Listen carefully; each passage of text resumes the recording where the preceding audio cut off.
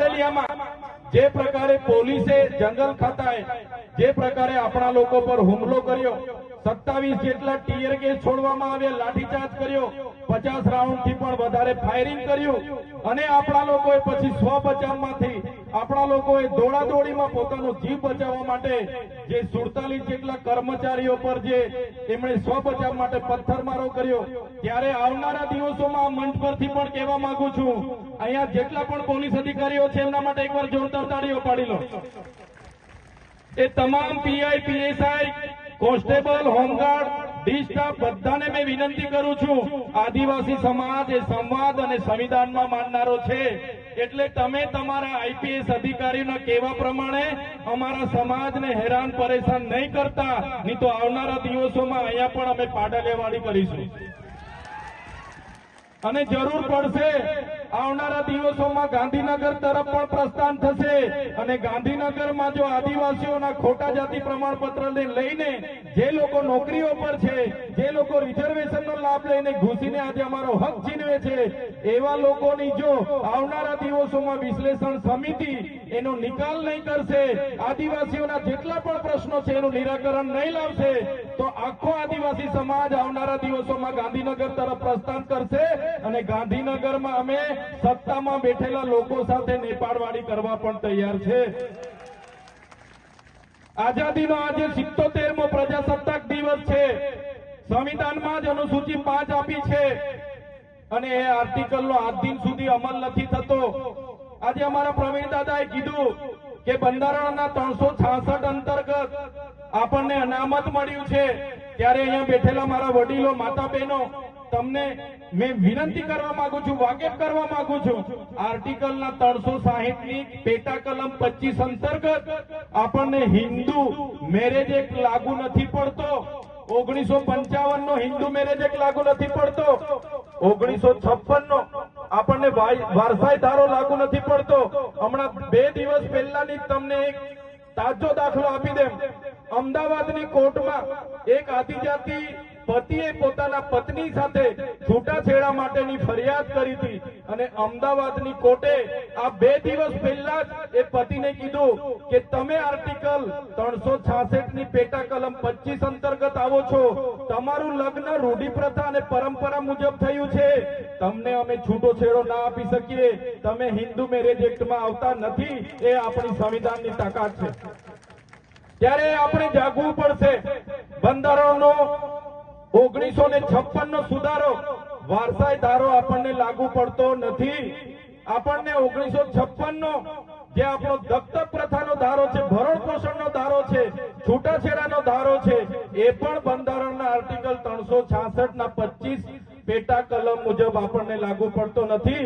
એ બધું આપણે જાણવું પડશે અને આપણા સમાજને જાગૃત કરવા પડશે। સાથીઓ, 2027માં જાતિગત જનગણના આવવાની છે અને એમાં આપણી જે ધર્મની કલમ હશે એ આ લોકો લાવવા માંગતા નથી, ત્યારે આ મંચ પરથી તમને બધાને કહેવા માંગુ છું, આવનારા દિવસોમાં જે પ્રકારે ઝારખંડની સરકારે, હેમંત સોરેનજીની સરકારે ઝારખંડ રાજ્યમાં સરના ધર્મો કોડ લાગુ પાડ્યો છે, એ જ પ્રકારે ગુજરાતમાં પણ આદિવાસી ધર્મો કોડ લાગુ થાય, આપણી કોલમ આવે, એના માટે આપણે લડવું પડશે। આદિવાસીઓ માટે અલગ ધર્મો કોડની માંગ આ મંચ પરથી પણ કરીએ છીએ અને આવનારા દિવસોમાં તમામ અહીંયા ઉપસ્થિત આગેવાનોને વિનંતી કરું છું, તમારી આગેવાનીમાં ગુજરાતના વિધાનસભાના બજેટ સત્રમાં મોટા કાર્યક્રમનો ગાંધીનગર આહવાન કરો। ગુજરાતના 14 જિલ્લામાંથી આદિવાસીઓને ભેગા કરવાની જિમ્મેદારી અમે લઈએ છીએ। આદિવાસીઓનો અલગ ધર્મકોડ હોવો જોઈએ, આદિવાસીઓનો અલગ ધર્મકોડની માંગ કરવી પડશે, નહીં તો આપણને ડીલિસ્ટિંગમાં ખપાવીને આપણને મળતા અનામતના લાભો પૂરા થઈ જવાના છે।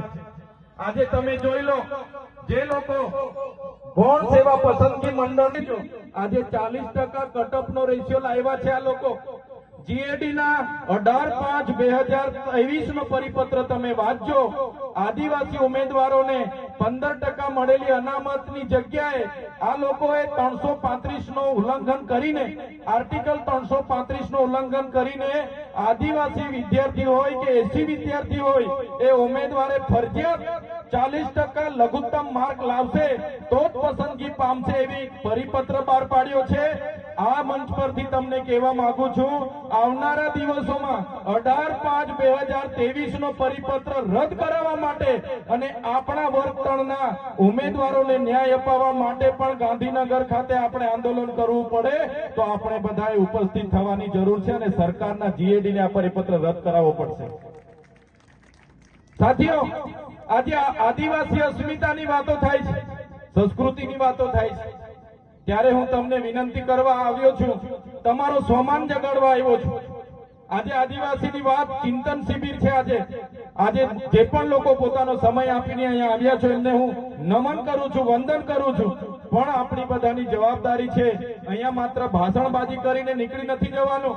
આપણે આ મંચ પરથી સંકલ્પ લેવાના છે કે આજે આપણા સમાજ ખોટા જાતિના પ્રમાણપત્રનો સામનો કરી રહ્યો છે, આ 40% કટઅપનો સામનો કરી રહ્યો છે। આજે જે શિક્ષણ મળે છે એ શિક્ષણ પણ આપણા બાળકોને યોગ્ય મળતું નથી અને બાળકો થોડા ઘણા ભણી ગ્રેજ્યુએશન થાય અને રોજગારી નથી મળતી, નોકરી નથી મળતી। એ તમામ પ્રકારની સમસ્યાઓ જે આ વ્યવસ્થાએ પેદા કરી છે, ત્યારે આ સરકાર સામે પણ આપણે ઉતરવું પડશે। આઝાદીના 78 વર્ષ થઈ ગયા। આજે ગણતંત્ર દિવસ છે। બંધારણે તો એવું કીધું છે, અમે ભારતના લોકો આ ભારત દેશને સ્વતંત્રતા, સમાનતા અને બંધુતા પ્રદાન કરીએ છીએ, ધર્મનિરપેક્ષ રાજ્ય જાહેર કરીએ છીએ, લોકશાહી રાજ્ય જાહેર કરીએ છીએ, પણ આજ દિન સુધી આદિવાસીઓના કાયદાનો અમલ થયો નથી। આજે પણ આદિવાસીઓના એટલા શોષણ થાય છે, ઉત્પીડન થાય છે, આદિવાસી સાથે અન્યાય થાય છે, ત્યારે આપણે બધાએ જાગવું પડશે। આજે કોઈ પણ કાયદો બને તાત્કાલિક એનો અમલ થઈ જાય છે અને આપણી અનુસૂચિ 5 ના આજે 78 વર્ષ પછી પણ અમલ નથી થયો। કેમ? કેમ કે આપણામાં એકતા નથી। લોકતાંત્રિક રીતે બનેલી પાર્ટીઓમાં આપણે બધા વેચાયેલા છે, સંગઠનોમાં વેચાયેલા છે, ધર્મ સંપ્રદાયોમાં વેચાયેલા છે, જ્ઞાતિ જ્ઞાતિમાં વેચાયેલા છે। ત્યારે આ મંચ પરથી તમને બધાને કહેવા માંગુ છું, એક આદિવાસી તરીકે આપણે બધાએ ધર્મ સંપ્રદાય હશે, પાર્ટીઓ હશે, જ્ઞાતિ જ્ઞાતિ હશે કે કોઈ પણ સંગઠનો હશે, ભૂલીને છેલ્લી લડાઈ માટે તૈયાર થઈ જવું પડશે, નહીં તો આવનારી પેઢીઓ માટે આપણે કંઈ બચાવી નથી શકવાના। આજે જળ, જંગલ, જમીન પરના અધિકારોના પ્રાવધાન હોવા છતાં આજે જંગલ ખાતું આપણા લોકોને હેરાન કરી રહ્યું છે, આજે પોલીસ ખાતું આપણા લોકોને હેરાન કરી રહ્યું છે, સત્તામાં બેઠેલા લોકો આપણી જમીનો સંપાદન કરી રહ્યા છે। ત્યારે આપણે બધાએ જાગવું પડશે, એક થવું પડશે। વાત કહેવા માટે આજે અહીંયા આવ્યો છું। આદિવાસી એ આદિ અનાદિ કાળથી પોતે સ્વતંત્ર જીવન જીવવાનો ટેવાયેલો છે, સ્વાયત્ત, સ્વાવલંબન અને પ્રકૃતિ સાથે રહેતા શીખ્યો છે, પ્રકૃતિના મૂલ્યનું જતન કરતા શીખ્યો છે, પ્રકૃતિને પૂજનારો આદિવાસી સમાજ છે। પણ આજે આદિવાસી સમાજ જે ઈચ્છે તે શિક્ષણ નથી। આજે આપણે શું પહેરવા માંગીએ છીએ એ પણ કોર્પોરેટ લોકો નક્કી કરે છે, આપણે કઈ ગાડીમાં ફરવાનું છે એ પણ બીજા લોકો નક્કી કરે છે, આપણે શું ખાવું છે એ પણ બીજા લોકો નક્કી કરે છે, આપણે શું કરવું છે એ પણ બીજા લોકો નક્કી કરે છે। ત્યારે આપણે ફરી મૂળ સંસ્કૃતિ, મૂળ પરંપરા અને જે આપણી અસ્મિતા છે એને જાળવી રાખવા માટે, આપણી બોલી ભાષાને જાળવી રાખવા માટે, આપણા પહેરવેશને જાળવી રાખવા માટે આપણે બધાએ ફરી આપણા સમાજમાં જાગૃતતા લાવવી પડશે। એ જ વાત સાથે વધારે વિશેષ હું વાત નહીં કરું, એક સમાજના ધારાસભ્ય તરીકે સૌ તમને અપીલ અને વિનંતી કરું છું, આજે આપણે અહીંથી આપણા સંકલ્પો લઈને જવું પડશે। આ મંચ પરથી જે પણ લોકોએ પોતાના વક્તવ્ય આપ્યા છે, પોતાના ઉપદેશો આપ્યા છે, એને વધારે ને વધારે આપણા સમાજમાં કઈ રીતના પહોંચાડી શકાય, એ ચાહે વન અધિકાર અધિનિયમ 2006 ની વાત હોય, એ ચાહે 73AA ની વાત હોય, એ ચાહે જમીન સંપાદનના કાનૂનની વાત હોય, એ ચાહે જળ, જંગલ, જમીન પરના આદિવાસીઓના પ્રાવધાનની વાત હોય, રૂઢિ પરંપરાગત અંતર્ગત આદિવાસીઓને મળેલા અધિકારોની વાત હોય, ગામ સભા મળેલા પાવરોની વાત હોય, આપણા મુખીઓ, આપણા પૂજારાઓ, આપણા સરપંચો એમણે પણ આ જાગૃતતા લાવવી પડશે। એ વાત કહેવા માટે અમે આજે ઉપસ્થિત થયા છે। ત્યારે વધારે વાત નથી કરતો, ઘણા આગેવાનો અહીંયા ઉપસ્થિત થયા છે, એમને પણ આપણે સાંભળવાના છે। ત્યારે આજના આ કાર્યક્રમમાં આયોજન કરતા તમામ આયોજક મિત્રોનો, અહીંયા ઉપસ્થિત થયેલા નામી અનામી તમામ સંગઠનના પદાધિકારીઓનો, તમામ સરપંચો, મુખીઓ, પટેલો અને વડીલો, મારી માતા તુલ્ય માતાઓ, બહેનો, યુવાનો બધાનો જ હું ખૂબ ખૂબ આભાર માનીને વિનમું છું. બધાનો ખૂબ ખૂબ આભાર. જોહાર. જય આદિવાસી, જય ભીલ પ્રદેશ. તાત્યા મામાજીને રોબિનહુડ તરીકે પૂરો દેશ અને દુનિયા ઓળખે છે. એમની 184મી જન્મ જયંતિ છે અને સાથે સાથે 1950માં દેશનું બંધારણ બન્યું અને આજ 26મી જાન્યુઆરીને આપણે પ્રજાસત્તાક દિવસ તરીકે, ગણતંત્ર દિવસ તરીકે ઓળખીએ છીએ. ત્યારે સૌપ્રથમ બધાને એમની શુભકામનાઓ પાઠવું છું અને આજની સભામાં તમામ સંગઠન, તમામ પક્ષ પાર્ટી, સંપ્રદાયના તમામ સાથીઓ અહીંયા મોટી સંખ્યામાં ઉપસ્થિત થયા છે. વડીલો, માતાઓ, બહેનો, યુવાનો બધાને ચૈતર વસાવાના જોહાર અને ઉલ ગુલામ જિંદાબાદ કરું છું. સાથીઓ, મંચ પરથી ઘણી બાબતોની ચર્ચા થઈ છે. તાત્યા મામા ભીલના પૂરા ઇતિહાસની વાતો થઈ છે. ત્યારે એ જ વાતો હું ફરીને દોહરાવીશ નહીં, કેમ કે આયોજક મિત્રોએ કીધું છે કે 10 મિનિટની સમય મર્યાદા બાંધી છે, એટલે મુદ્દાસરની વાત કરીને બીજા વક્તાઓને પણ આપણે સાંભળવાના છે. ત્યારે સાથીઓ, આજે આઝાદી જે આવી છે, આઝાદીના પર્વ તરીકે દેશના સ્વાતંત્ર્ય સેનાનીને આપણે યાદ કરીએ છીએ, એમને નમન કરીએ છીએ, વંદન કરીએ છીએ. પણ જે સ્વાતંત્ર્ય સેનાનીઓ દેશના આઝાદીમાં યોગદાન આપ્યું છે, શહીદી વહોરી છે, એમને પણ આ મંચ પરથી યાદ કરીએ છીએ. આ મંચ પરથી હું સ્પષ્ટપણે કહેવા માંગુ છું, દેશની આઝાદી માત્ર ચરખા ચલાવવાથી નથી આવી. દેશની આઝાદીમાં આદિવાસીઓના પણ લાખો લોકોના શહીદી વહોરી છે. તમે ઇતિહાસ જોશો, મેવાડમાં જયારે મુગલોનું આક્રમણ થયું ત્યારે પૂંજા ભીલ, એમની આખી સેના હતી.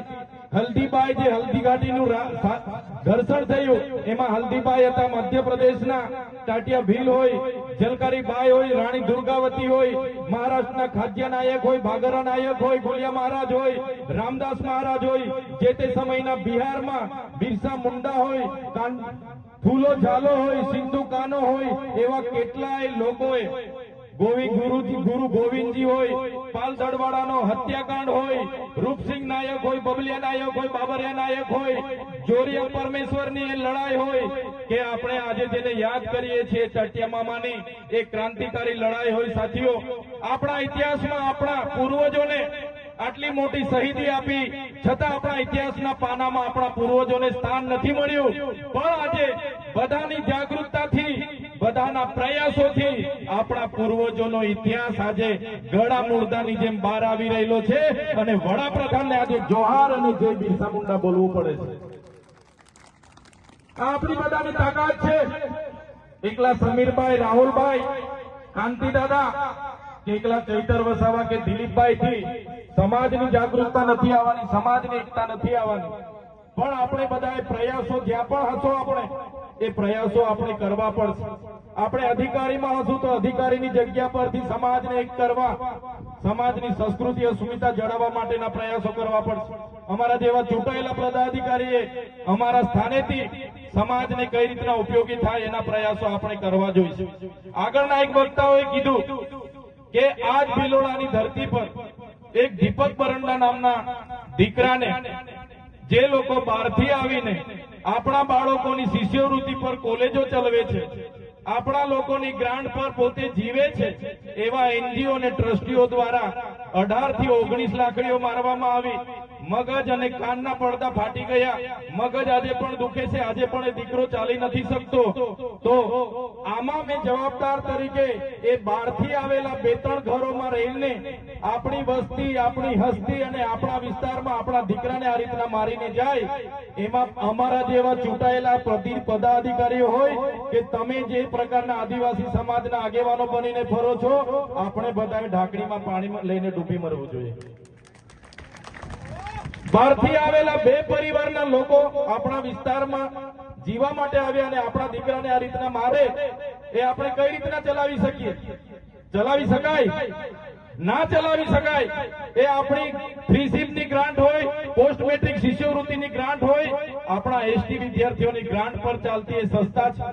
આજે કરોડોપતિ બની ગયેલા છે અને એના ધારાસભ્ય, જ્યારે હું જેલમાં હતો એનો ઓડિયો વાયરલ થયેલો એકાદ કોઈને ધમકી આપતા હતા કે તમારા ચૈતર વસાવાને કેવા ફિટ કર્યા છે ને એમને પૂછી લેજો, એવો એમનો ઓડિયો પણ વાયરલ થયેલો, ખબર છે ને બધાને? એ ધારાસભ્ય પીસી બરંડાએ આપણા દીકરાને આટલો મોટો માર માર્યો અને દવાખાનામાંથી રજા અપાવી દીધી, સરકારી દવાખાનામાં ગયા તો ત્યાંથી રજા અપાવી દીધી અને પોલીસ વિભાગ પર દબાણ ઉભું કર્યું અને એવું સોગંદનામું કોર્ટમાં રજૂ કર્યું, એ ભાઈને એટ્રોસિટીમાં અહીંયા ને અહીંયા જામીનો મળી ગયા. ત્યારે આવા નેતાઓને તમે ચૂંટીને મોકલ્યા છે, અમે નથી ચૂંટીને મોકલ્યા. આવનારા દિવસોમાં એવા નેતાઓને લીલે તોરણે ઘરે પર મોકલી આપો તમે. જે નેતા સમાજના નથી થવાના એ નેતા ક્યારે આપણા પ્રતિનિધિ નહીં હોઈ શકે. આજે હું તમારી વચ્ચે આવીને ઉભો રહ્યો છું ત્યારે હું કોઈ પાર્ટીના ધારાસભ્ય તરીકે નથી, હું આદિવાસીના પ્રતિનિધિ તરીકે તમારી વચ્ચે આવીને ઉભો છું.